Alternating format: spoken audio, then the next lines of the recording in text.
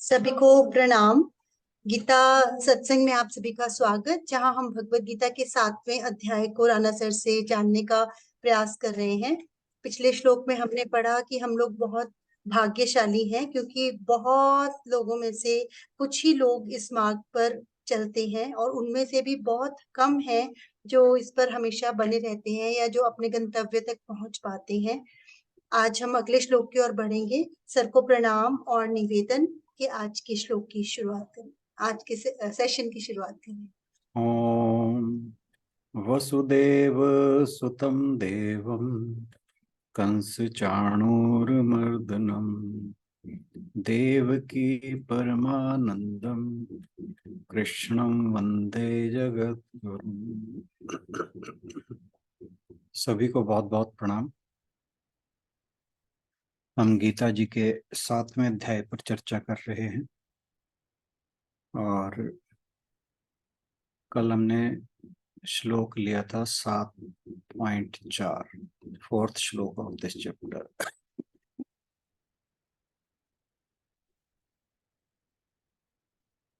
अर्जुन को यह बताने के बाद कि मैं तुम्हें अपना स्वरूप समग्र रूप से बताऊंगा, और फिर कहा कि ज्ञान विज्ञान सहित बताऊंगा, जिसे जानने के बाद तुम्हें कुछ और जानना शेष नहीं रहे। उसके बाद कहा कि मनुष्यों में कोई विरले ही होते हैं जो आध्यात्मिक मार्ग पर चलते हैं, और उनमें से भी बहुत विरले, कोई विरला ही मुझे प्राप्त कर पाता है।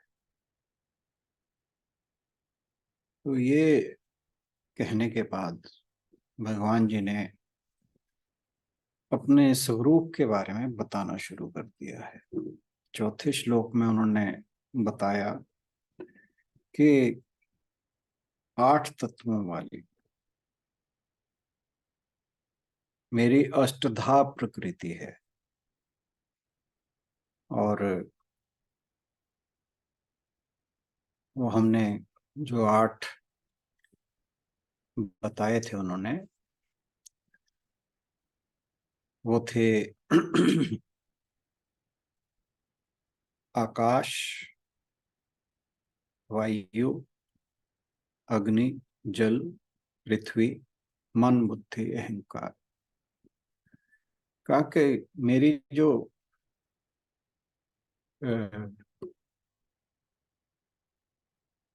प्रकृति है वो इन 8, जो जिनमें 5 तो महाभूत ही हैं,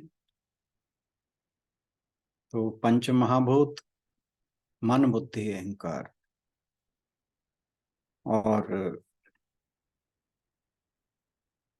बस इतना ही कहा कि ये 8 प्रकार के भेदों वाली मेरी अपरा प्रकृति है। ये भी नहीं कहा। अपरा प्रकृति के बारे में वो 5वें श्लोक में बताते हैं। 5वें श्लोक में वो बताते हैं कि जो मैंने चौथे श्लोक में बताया, ये मेरी अपरा प्रकृति है। तो अपरा प्रकृति और परा प्रकृति में क्या अंतर है, वो हम जैसे जैसे आगे चलेंगे वो तो समझेंगे ही। पर जो हमने अपरा प्रकृति के बारे में कल जाना, उसमें था कि ये जो अपरा प्रकृति है ये जड़ पदार्थों से बनी है। जब तक चेतन का संयोग इन जड़ पदार्थों के साथ नहीं होगा, तब तक ये व्यवहार में आने लायक नहीं रहते। ये जो इसमें मनुष्य के और संसार के बारे में, आप दोनों के बारे में समझ लीजिए कि संसार के रूप में जो भगवान जी की अभिव्यक्ति है वो इन दोनों तत्वों का संयोग है, जड़ और चेतन। और जो जड़ पदार्थ हैं ये सारे जो बताया, पंच महाभूत और मन, बुद्धि, अहंकार, ये भी जड़ ही हैं। क्योंकि एक मनुष्य जब शरीर धारण करता है, वो शरीर पंच महाभूतों का बना है। सूक्ष्म शरीर, सॉरी, स्थूल शरीर, और सूक्ष्म जो है वो मन बुद्धि अहंकार का बना है। तो इन्हें मिलाकर मनुष्य का शरीर बनता है। लेकिन शरीर व्यवहार में तभी आ पाता है जब उसमें चेतन तत्व जो है वो शामिल हो जाता है। जैसे ही वो चेतन तत्व इसमें से हट जाता है, मनुष्य जो है बेशक वो शरीर धारण किए हो, लेकिन वो व्यवहार के लायक नहीं रहता, और हम उसे ये कहते हैं कि मनुष्य की मृत्यु हो गई है। इसी प्रकार संसार है। ये जो संसार हमें दिखाई देता है, ये उस ईश्वर की ही मैनिफेस्टेशन है। ये तभी ये भगवान की प्रकृति है, और ये प्रकृति जो है वो अपरा प्रकृति है। इसे माया भी कहा जाता है। तो माया या प्रकृति, ये भगवान के बिना इनका अस्तित्व नहीं है। यानी जब भगवान अपने आप को समेटने लगते हैं, यहाँ तो उन्होंने अपने आप को एक से बहु बनाया, लेकिन जब वो अपने आप को समेटने लगते हैं तो फिर ये सारा जगत जो है, ये पूरी सृष्टि, ये सब खत्म हो जाती है। तो ये कुछ बातें थी जानने वाली। हमने हालांकि 8 तत्वों को आगे, वो 24 तत्व कैसे बनते हैं वो भी बात की थी, लेकिन हम क्योंकि 2 बार उनको कर चुके हैं तो मैं रिपीट नहीं करूंगा। हम अगले श्लोक की ओर बढ़ते हैं। श्लोक नंबर 5। इससे पहले इस पर चर्चा शुरू करें, आशु बहन से अनुरोध के श्लोक पढ़ते हैं।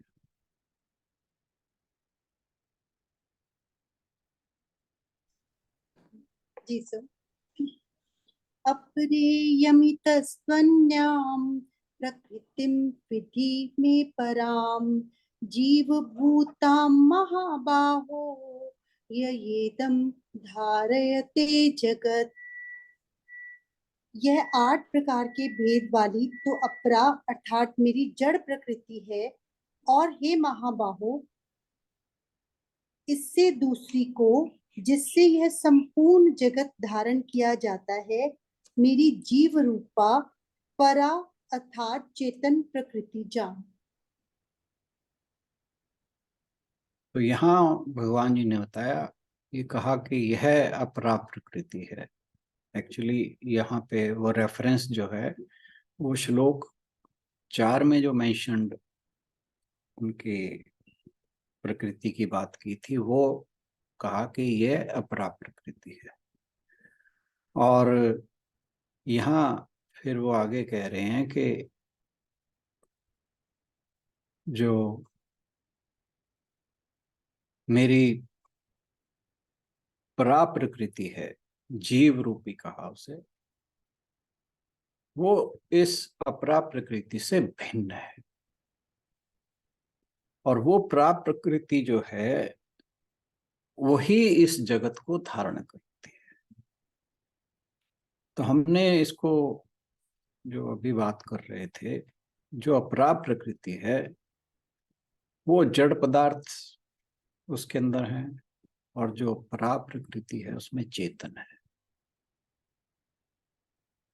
तो ये जो परा प्रकृति है या चेतन तत्व है, जब तक यह अपरा प्रकृति के साथ संयोग नहीं करता, तब तक ये जगत जो है वो अभिव्यक्त नहीं होता। इसीलिए कहा कि जो परा प्रकृति है उसने इस जगत को धारण किया हुआ।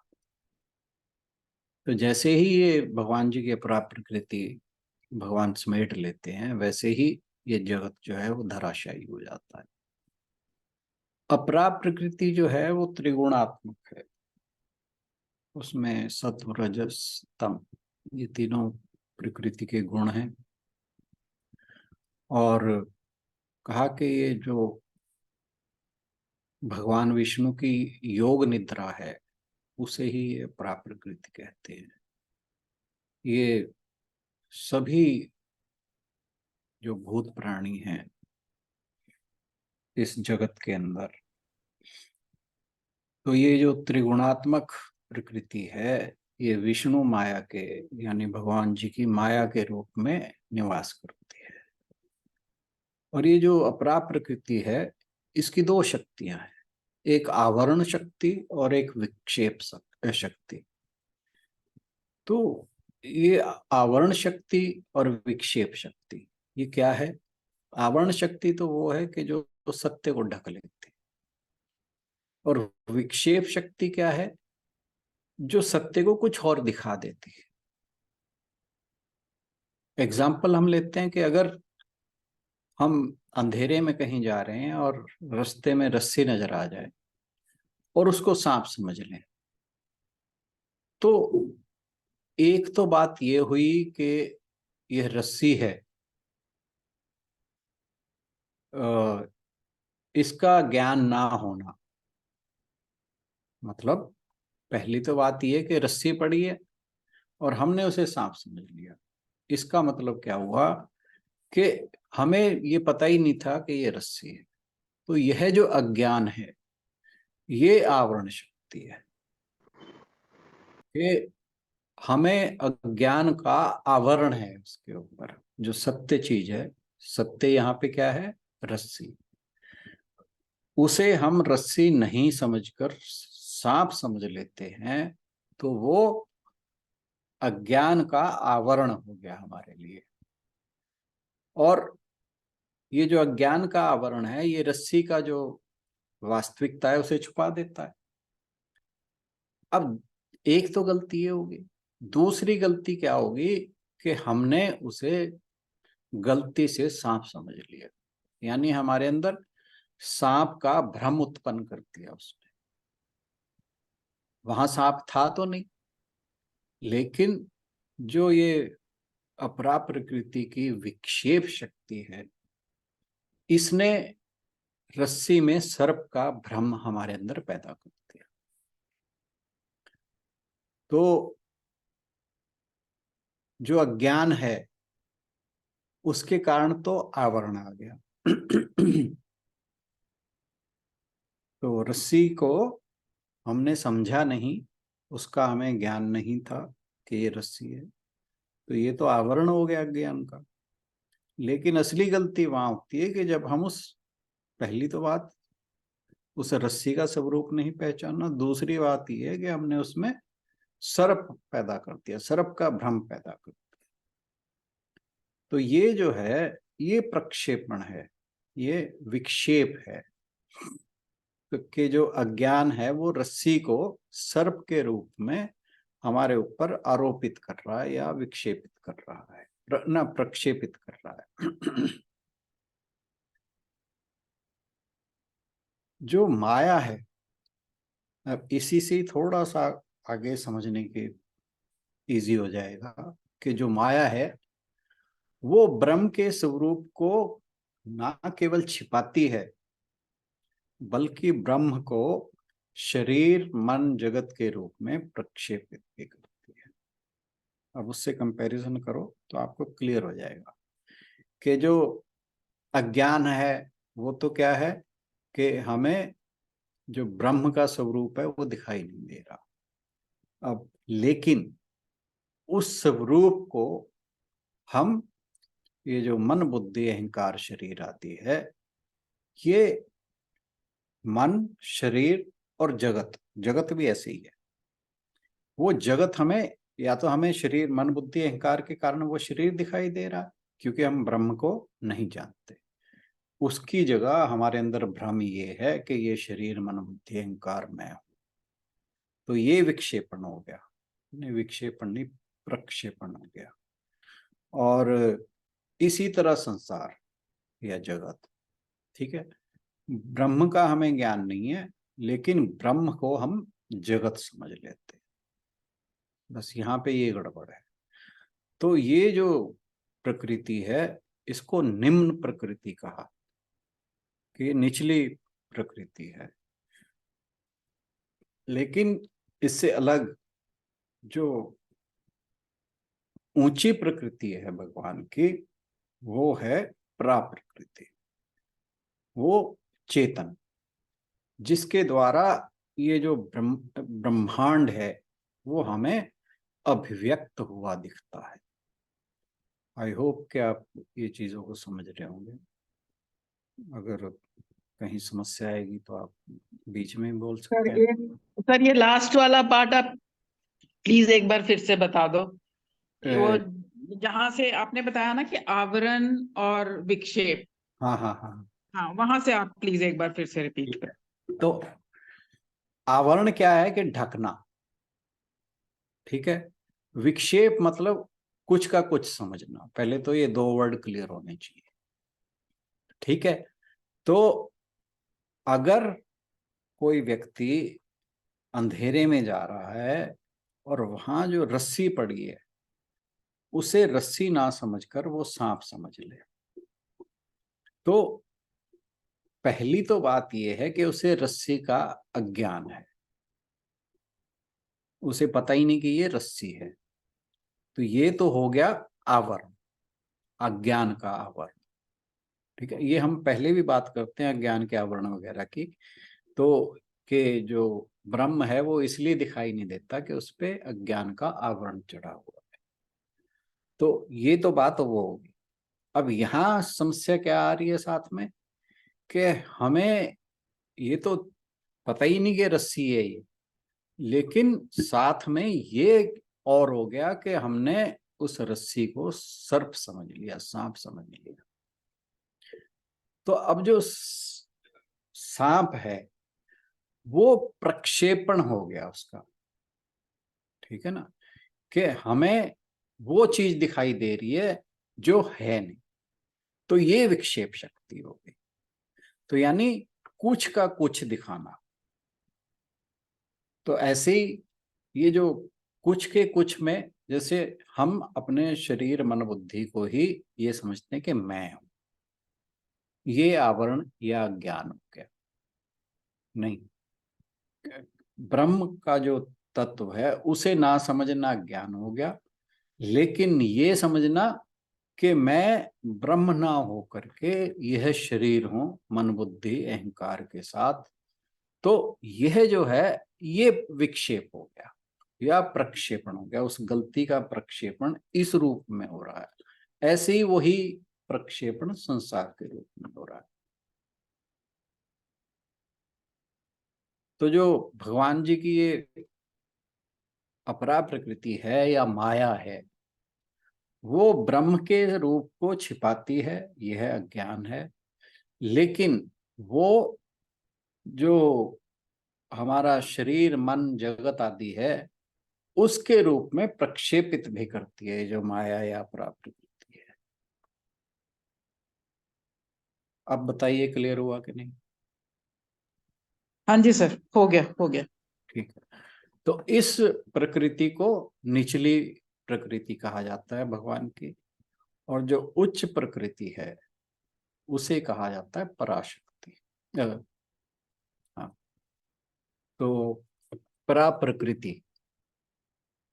तो अब भगवान जी ने बताया कि जो मैंने पहले 4th श्लोक में बताई थी वो मेरी अपरा प्रकृति है जो जड़ है, और उससे अलग मेरी परा प्रकृति है। और इसको भगवान बताते हैं कि मेरी परा प्रकृति जो है उसी ने ही जगत को धारण किया हुआ है। तो ये जो अपरा प्रकृति है ये भौतिक है, और जो अपरा प्रकृति और जो परा प्रकृति है वो आध्यात्मिक है। सारा जितना भी संसार है, पूरा ब्रह्मांड समझ लीजिए आप, और पूरे ब्रह्मांड या एक मिट्टी का ढेला, ये सारे के सारे निर्जीव हैं, मृत हैं। इनके अंदर कोई जो है चेतना नहीं है, कोई इनके ये अपने आप से कुछ नहीं कर सकते। जीव है लेकिन वो प्रकट नहीं है, ठीक है। और वो अभिव्यक्ति कब शुरू होगी? जब ये जो भगवान जी की परा प्रकृति है वो इसके अंदर उसका संयोग हो जाएगा। तो इस बारे में श्वेताश्वतर जो उपनिषद है वो कहता है कि मानव आत्मा की जांच से ब्रह्मांड के एक अनंत और अमर स्रोत का ज्ञान होता है। कि जो मनुष्य की आत्मा है उसकी अगर हम इन्वेस्टिगेशन करें, उसकी हम गवेषणा करें, तो ब्रह्मांड के एक अनंत और अमर स्रोत का ज्ञान होता है। ये कौन हुआ? ये हुआ परमात्मा। अनंत वही है, अमर स्रोत वही है। तो इसमें जो श्लोक है उसका अर्थ है कि जब आत्म नियंत्रित आध्यात्मिक साधक इसी शरीर में आत्मा के सत्य के माध्यम से प्रकाश के रूप में स्वयं प्रकाशित ब्रह्म के सत्य का एहसास करता है, तब उस दिव्यता को जानता है जो अजन्मा, शाश्वत और सभी संशोधनों से अछूता है। तो ये आत्म नियंत्रित का मतलब क्या हुआ? जिसका अपने ऊपर कंट्रोल है। आध्यात्मिक जो स्पिरिचुअल सीकर है, इसी शरीर में, जो हमारा शरीर है, आत्मा के सत्य के माध्यम से जब उसे ये पता लग जाता है कि हमारा जो सत्य है वो ये आत्मा है, प्रकाश के रूप में स्वयं प्रकाशित जो हमारा स्वरूप है वो स्वयं प्रकाशित है। उसे जैसे हम बात करते हैं कि सूर्य जो है जब बादलों से ढका जाता है तो ऐसा लगता है कि प्रकाश क्या, वो एक्चुअली आवरण होता है, क्योंकि सूर्य तो स्वयं प्रकाशित है। उसे किसी को उसे कोई दिया जला के या टॉर्च मार के तो नहीं उसको प्रकाशित करता, वो स्वयं प्रकाशित है। इसी प्रकार जो ब्रह्म है वो भी स्वयं प्रकाशित है। ये आत्मा जो है हमारे भीतर वो स्वयं प्रकाशित है। वो अगर हमें उसका स्वरूप पता नहीं है तो यह हमारा अज्ञान का आवरण है। अदरवाइज वो तो हमें हमारे अंदर अनंत के रूप में बैठा है, नित्य है, अनंत है, और उसके अंदर कोई भी विकार नहीं हो सकता, परिवर्तन नहीं हो सकता, तो विकार रहित है। तो जब मनुष्य इस ब्रह्म के सत्य का एहसास करता है तब उस दिव्यता को जानता है।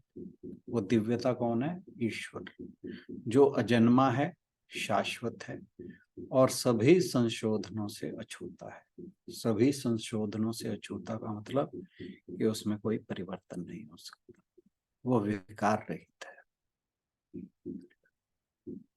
और बाइबल में भी ऐसा है कि ईश्वर का राज्य अवलोकन से नहीं आता, उसको ऑब्जर्व नहीं किया जा सकता। देखो यहाँ, देखो यहाँ, यह यहाँ है, देखो यह वहां है, क्योंकि परमेश्वर का राज्य तुम्हारे भीतर है। धन्य हैं वे जो हृदय के शुद्ध हैं, क्योंकि वे परमेश्वर को देखेंगे। तो ये जीसस क्राइस्ट ने कहा है। ऐसी ही कुछ बात कुरान में भी आई है। उसमें कहा गया है, ये रूमी आपने सुना होगा, जलालुद्दीन रूमी, बहुत बड़े सूफी संत हुए। उनकी कोट्स भी बहुत आती रहती हैं, बहुत बार शेयर होती हैं। तो उन्होंने कहा एक कुरान में से देख के कि वही व्यक्ति जो स्वयं को पहचानता है ईश्वर को पहचान सकता है। यहाँ ये जो बातें कहने का मतलब है ना, वो ये है कि सारे धर्म एक ही बात को करते हैं। और जलालुद्दीन रूमी एक जगह और कुछ क्या कहते हैं कि प्रत्येक मानव आत्मा में एक मसीह छिपा हुआ है। जीसस की बात हो रही है, जिसकी मदद की जा सकती है या उसे रोका जा सकता है, उसे चोट पहुंचाई जा सकती है या उसे ठीक किया जा सकता है। यदि तुम किसी मनुष्य की आत्मा पर से पर्दा उठाओगे तो तुम्हें वहां अवश्य ही एक मसीह मिलेगा। तो यहाँ पर भी वही बात है कि हर एक मानव आत्मा में एक जीसस छिपा हुआ है और वो चेंज किया जा सकता।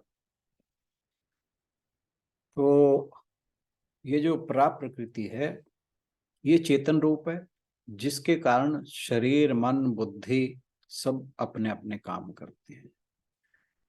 ये हम जानते हैं कि जो मृत शरीर है वो अपने आप कुछ नहीं कर सकता। जब तक उसके अंदर वो चेतन आत्म तत्व नहीं है तब तक वो किसी व्यवहार का नहीं। तो इस चेतन तत्व जो है, इसकी प्रेजेंस में ही ये पूरा जगत और ये शरीर ये जो है अपना व्यवहार कर सकता है, अदरवाइज पॉसिबल ही नहीं। तो अगर वो नहीं है तो ये संसार और हम एक पत्थर के जैसे हैं, कुछ नहीं कर सकते, जिसमें ना चेतनता है ना कोई इंटेलिजेंस है। ये सब तभी काम करते हैं जब इनके साथ चेतन तत्व जुड़ जाता है। तो ये जो भगवान ने कहा है कि पराप्रकृति जगत का आधार है, इसका अर्थ यही है कि अगर वो चेतन तत्व इस शरीर या जगत में से निकाल दिया जाए तो इनकी एग्जिस्टेंस खत्म हो जाती है।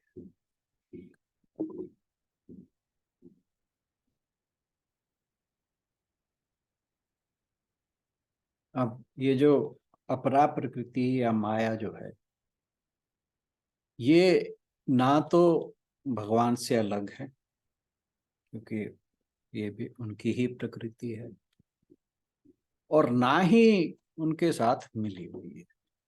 ठीक है ना, क्योंकि भगवान का जो वास्तविक रूप है वो परा प्रकृति है। इसीलिए अपरा प्रकृति को निचली या निम्न प्रकृति कहा है। और ये जो माया है वो इस ब्रह्म को जो हमारे अंदर है उसी को शरीर मन के रूप में और जगत के रूप में, ये शरीर हम और मतलब शरीर, ये क्या माइंड बॉडी कम्प्लेक्स जिसे बोलते हैं, और जगत, ये माया के कारण ही जो ब्रह्म है वो माइंड एंड बॉडी,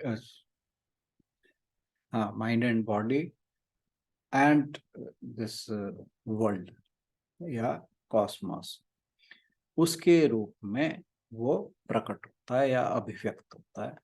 तो उसका आधार जो है ब्रह्म। ठीक है, लेकिन माया के साथ मिलकर ये शरीर और जगत के रूप में अभिव्यक्त होता है।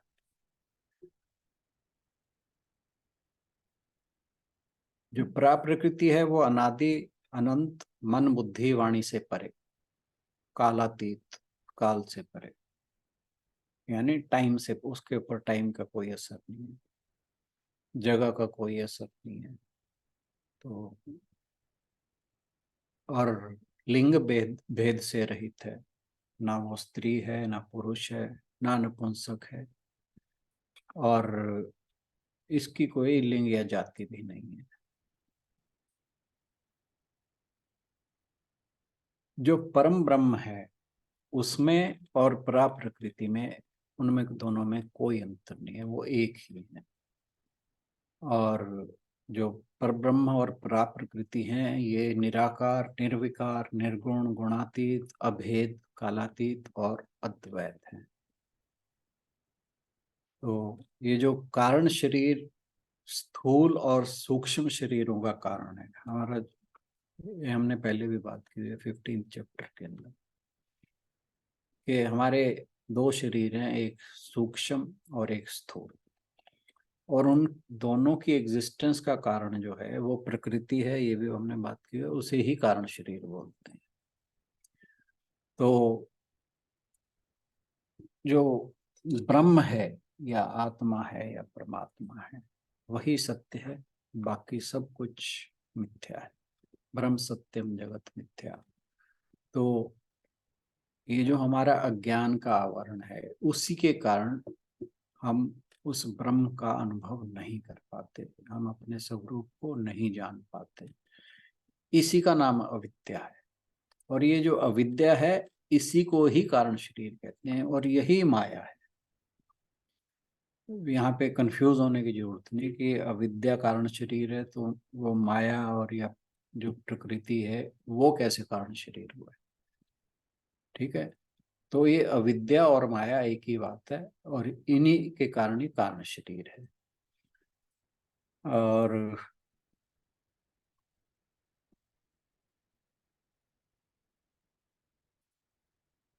और ये जो कारण शरीर है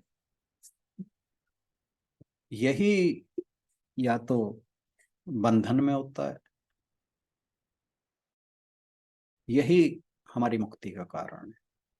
तो जब हम बात करते हैं कि मोक्ष की बात, तो ये जो कारण शरीर है, कारण शरीर क्या हुआ? माया।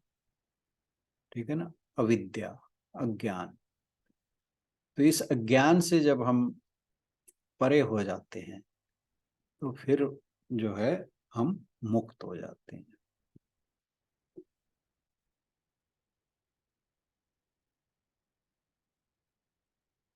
मुक्त जीव वो हैं जिनके ऊपर भगवान की कृपा है और जो प्रकृति के कारण जो उनका, प्रकृति क्या हुई यहाँ पे? माया। तो उसके कारण जितने भी दुख हैं, क्लेश हैं, वो सब दूर हो जाते हैं। तो तभी वो मुक्त होता है। तो भगवान की जब कृपा होती है वो कब होगी? जब हम भगवान की भक्ति करेंगे, भजन करेंगे, उनका नाम लेंगे, उनका स्मरण करेंगे, उनका सत्संग करेंगे, तो फिर मनुष्य को परमानंद की प्राप्ति हो जाती है।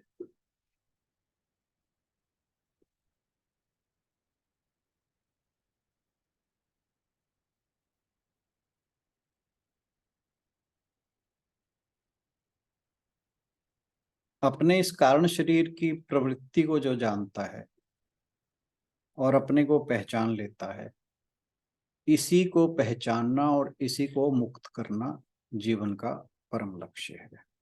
तो यहाँ पर ये श्लोक पूरा होता है। इसके बाद की बात हम कल अगले श्लोक में करेंगे। Thank you so much.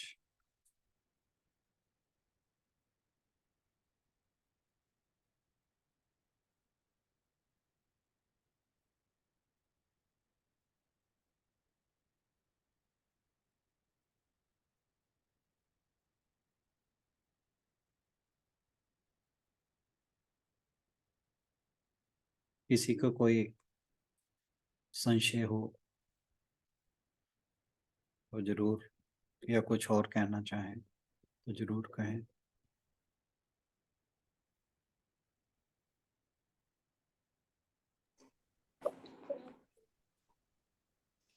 चलिए फिर इसी के साथ समापन की ओर बढ़ते हैं।